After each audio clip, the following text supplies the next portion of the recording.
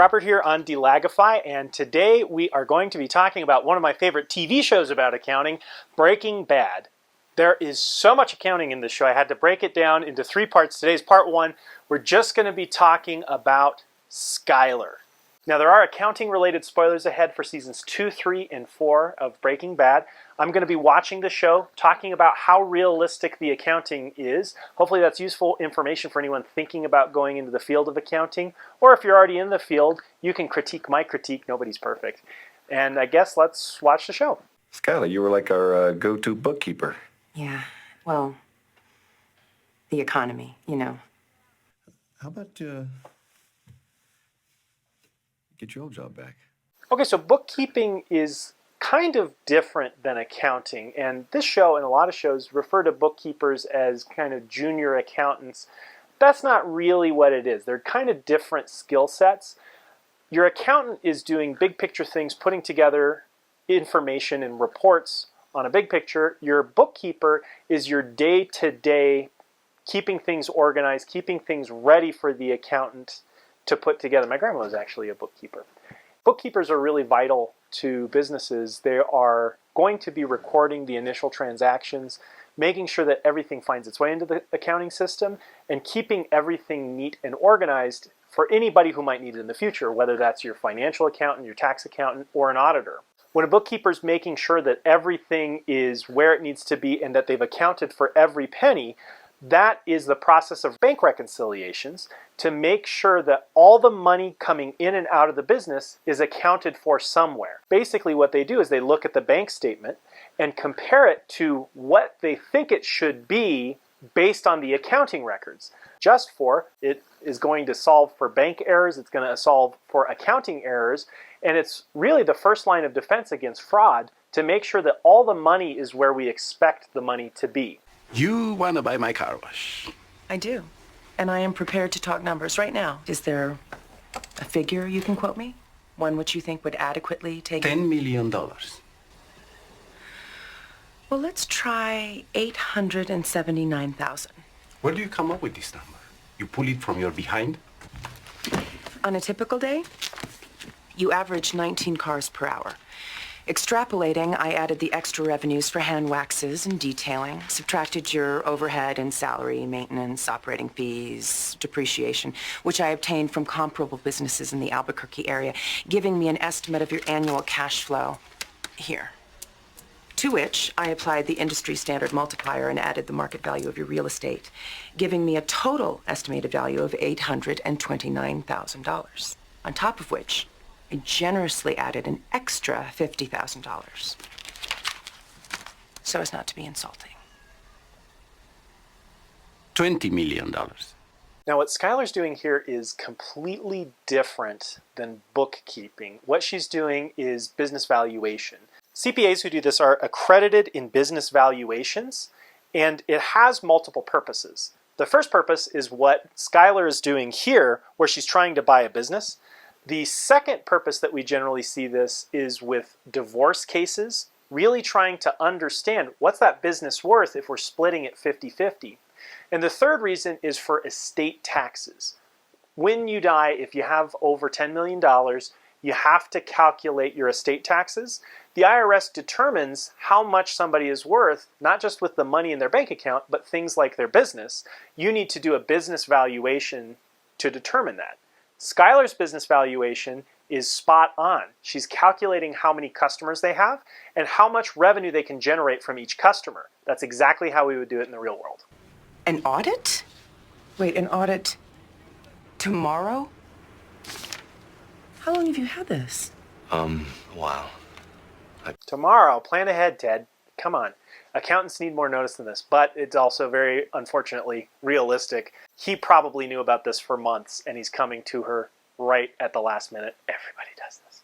This is the CID, the criminal division. Ooh, criminal investigation. That's not good. My God, you're facing a felony charge here. $100,000 fine on top of the taxes you already owe, plus 5 years in prison. Yeah, that's the penalty. That's accurate. Yeah, it's bad. Yeah, it most certainly is. Look, here's the thing. I was wondering maybe if, there's some way you could help with this. Help? Help how? Well, with your knowledge of, how the books got the way they are, maybe there's some way you could, undo what's in there. You want me to uncook your books? Well, maybe there's some method or some accounting trick you could, use. Ted, it doesn't work. Accounting tricks and that type of monkey business are what caused this problem. Any changes to the accounting records are going to be really scrutinized by the IRS agents. They are going to build the strongest possible case against you, and once they start down that path, they have an 80% conviction rate. This might have been true at the time. Now it is not true. Their conviction rate is actually closer to 90%.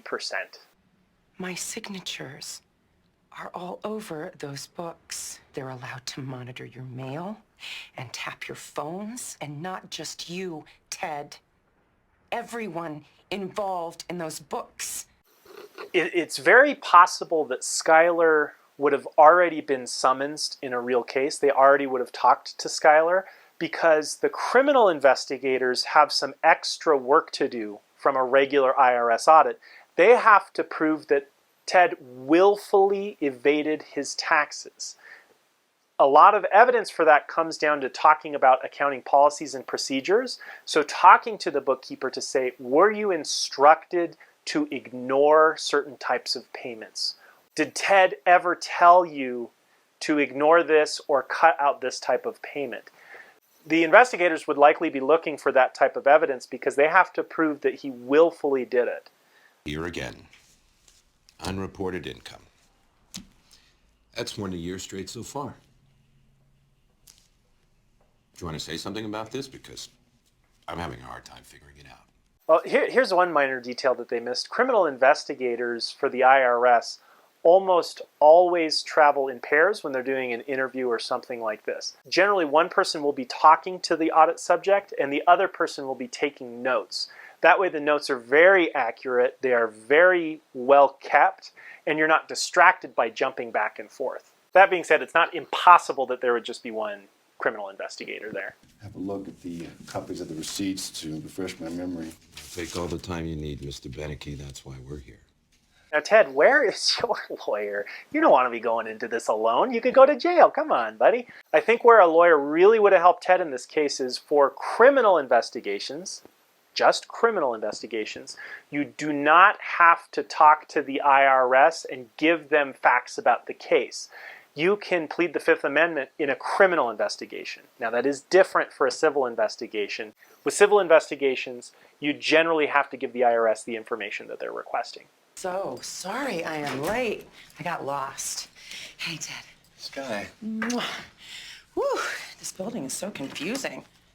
There are doors everywhere. And Mr. Keller's an old friend of Ted's dad, and he always sends in an electronic payment, which personally I hate because I'm a real paper person. But Mr. Keller's one of the environmental people. So anyway, since there wasn't a physical check, I didn't enter it into the book, but the money's there. Ms. White, you've read Section 61 of the IRC? Section 61 of the Internal Revenue Code basically says all income is taxable income unless there's a specific loophole for it. So if you're not sure if something should be taxed, it should be taxed. I did not follow what you just said. When I input everything into the Quicken, nothing flashed red, so that's got to mean it's okay, right? Quicken.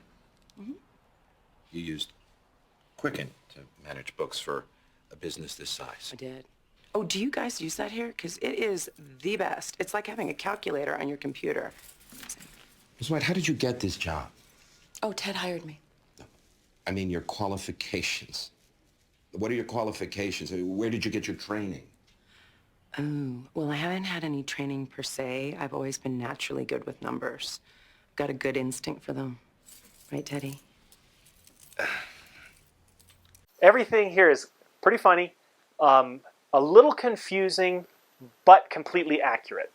This only works for criminal cases, and we've established early on this is a criminal case, But in a criminal case, the IRS has to prove that you willfully evaded taxes. If it was an honest mistake, that's not a crime. That is still bad, but it's not a crime. It's not what the criminal investigators are interested in. If we see that Skyler here made a bunch of honest mistakes that Ted was not aware of, them, Skyler didn't know what she was doing, one could argue that is not willful tax evasion.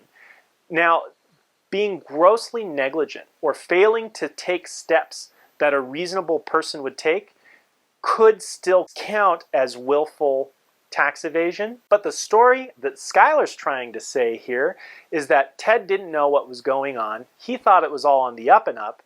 She didn't know what was going on. She was just bad at her job, and nobody tried to evade the taxes. It just kind of happened by a mistake.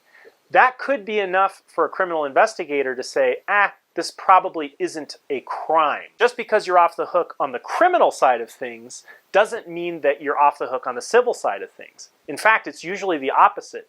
When criminal tax investigators can't put together enough evidence for a case, usually they refer that to the civil tax division, and you still have to pay taxes. There are not really any good outcomes once you start dealing with criminal investigators with the IRS. Plan A, as always, just don't do tax evasion. Don't do crime.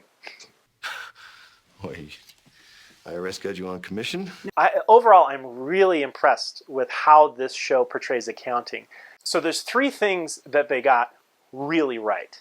First, Skyler's business valuation is exactly what we would expect it to look like in the real world. That's exactly the steps that a CPA would take when they're doing a business valuation. Number 2, they accurately portrayed how the IRS criminal investigators operate. They got it down to how scary they are and what their goals and objectives are. Number 3, they showed in a really entertaining way how Skyler planned to get out of the tax trouble that they were in.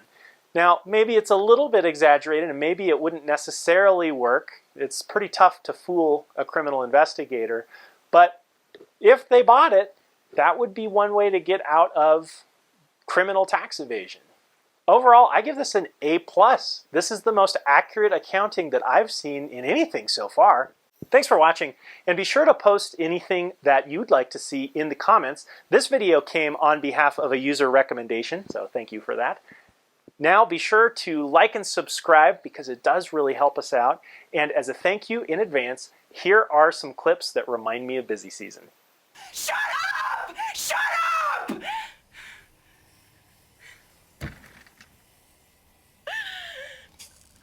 You know what? This is bullshit.